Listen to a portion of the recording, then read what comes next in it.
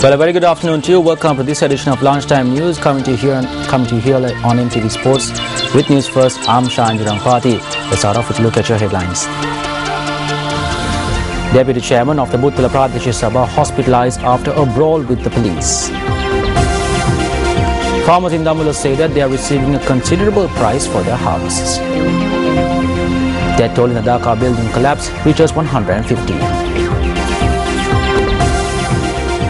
For those stories in detail, the chairman of the Puttalam Pradesh Sabha, R.P. Diluk Susira, was killed in an accident that took place along the Colombo-Puttalam main road.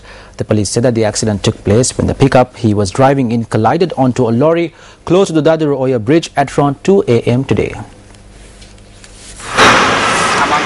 The pickup in which the chairman of the Puttalam Pradesh Sabha was travelling in from Colombo to Puttalam met with an accident today. The chairman, R.P. Diluk Susira, was a father of 4 and was 39 years of age at the time of his demise.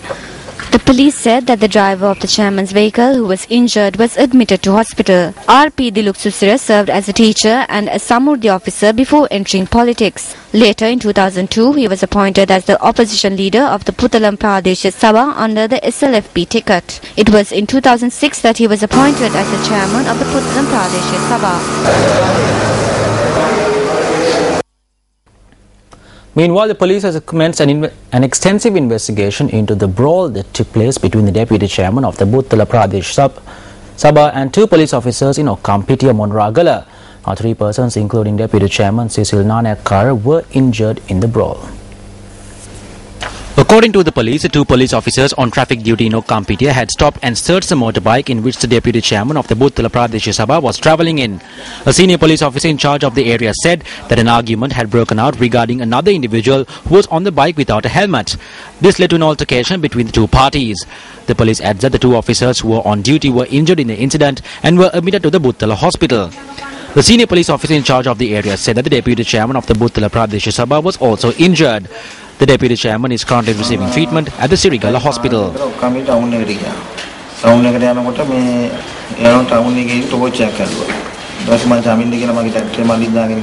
I went to the Okkampitiya town at around 8:15 at night. At that time, they held the torch at me. I was travelling with an employee at my factory named Chaminda. He said that the police is aiming their torch at us, so let's head back. The police stopped us and asked why he is travelling without a helmet. So I told them that I went to pick him up from the Galgamo junction and he did not bring a helmet. I told them it was my fault and I apologized. Then a motorbike with 2 persons who were not wearing helmets passed by. Then my employee asked them, why is it that there is a different treatment? They said that he talks too much and hit him. They also snatched the key to the bike and the helmet. They hit me with the pistol on my head and I was bleeding.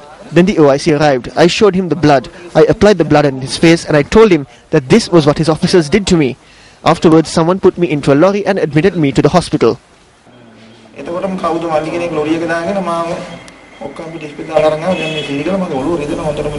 police said that an assistant superintendent of police is heading the investigations. On to more local news making headlines this afternoon.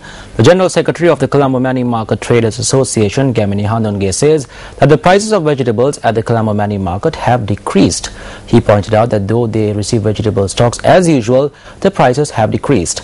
Meanwhile, farmers in Dambulla say that compared to the recent days, they are receiving a reasonable price for their harvest. Large quantities of vegetable stocks had to be discarded in Dambulla as the proper price was not given for vegetables over the past few days. Over the past few days, large quantities of vegetables had to be discarded due to excess stocks of vegetables being received at the Dambulla Economic Centre and due to the reduced number of buyers. Stocks of ladies' fingers, brinjal, kakiri and wing beans had to be discarded due to these reasons. Today, farmers said that the situation had gradually improved. They pointed out, since vegetable stocks are discarded in large quantities at this period each year, the government should implement a proper mechanism to prevent this situation from arising in the future. But before moving on to more local news, let's take a look at what's coming up on the news.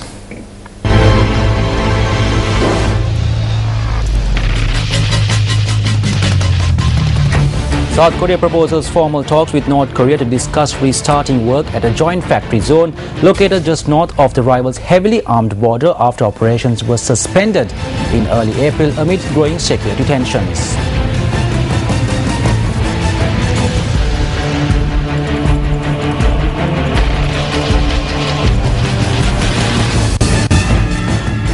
Now on to more local news. The Railway Department announces that train services between Sidua and Katanaika will be suspended on the 26th and the 28th of this month due to repair work on the railway line. Commercial Superintendent of Railways, PWS Sisuru Kumara, said that this can cause problems to commuters on the 28th of this month. However, he said that train services will operate from Colombo Fort to Joyla and from Chilao to Nigambo during this period. The Department of Railways has taken actions to suspend train services between Sidua and Katanaika as the renovation project of these railway lines will commence on the 25th of this month at 9:30 p.m. to 4:30 a.m. the next morning, and then again at 9:30 p.m. on the 27th to 4:30 a.m. on the 28th. However, there will be no effect to the passengers on the first days of the two closing days.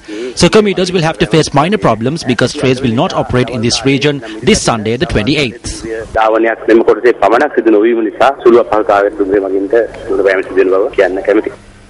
An individual died when a tractor met with an accident in Ranwala, Godakavela. The accident had taken place last evening in a by road in Diabola, Ranwala. The police says that the accident had taken place when the driver of the tractor had lost control. The driver of the tractor who was injured succumbed to his injuries en route to the hospital. The victim was identified as 50-year-old Gunange Chandrasena, a resident from Pitavela.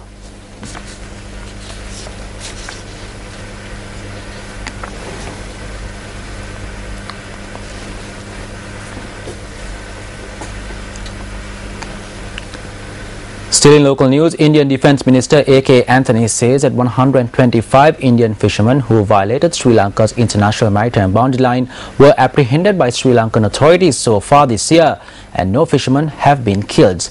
Quoting the Indian Defence Minister, the Government Information Department says that the Indian Minister had made written reply in this regard during the recent Lok Sabha session. According to the Indian Defence Minister, 202 Indian fishermen were detained by Sri Lankan authorities in 2012 and no one was killed while in detention. Government Information Department says that the Indian Minister had pointed out that at the sessions, that 203 Indian fishermen were detained by Sri Lankan authorities in 2011 and only 2 of them had died. The Indian Defence Minister had pointed out that among the detainees were persons arrested for smuggling narcotics and contraband. He had further pointed out that Sri Lankan and Indian government have discussed matters relating to fishermen on numerous occasions and are acting in this manner on a human angle. The Indian Defence Minister had pointed out to the sessions that in October 2008, both governments had come into an understanding to minimize the conflicts between the Sri Lankan Navy and Indian fishermen, and that it was agreed to act on Sri Lankan and Indian fishermen who breach international waters.